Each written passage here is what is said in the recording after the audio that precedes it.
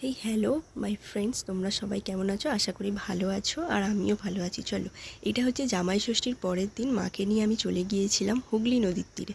এটা আমার বাড়ির খুবই কাছে, প্রায় 10 মিনিট হাঁটা পথ।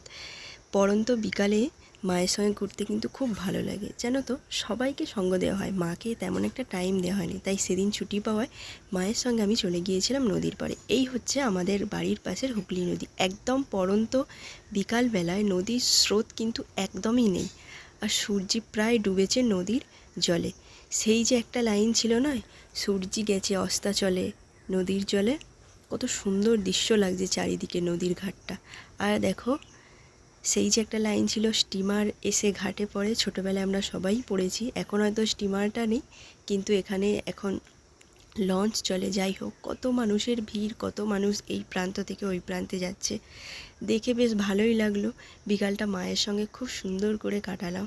আর নদীর প্রত্যেকটা ঢেউ যেন মনে একটা অপরূপ শান্তি এনে দিচ্ছিল। যদিও আগেই বললাম, নদীতে প্রায় ঢেউ ছিল না, ভিডিওতে সেরকমভাবে কিন্তু ঢেউ বোঝা যাচ্ছে না।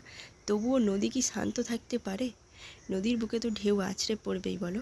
হালকা হালকা ঢেউ ছিল, সেই ঢেউ সঙ্গে একটা ঠান্ডা বাতাস, মনোরম প্রকৃতি, চারিদিকে এত লোক, সত্যিই মনের মধ্যে যেন এক সুন্দর ছবি আঁকছিল। আর এই পথ দিয়েই আমি কলেজ যেতাম।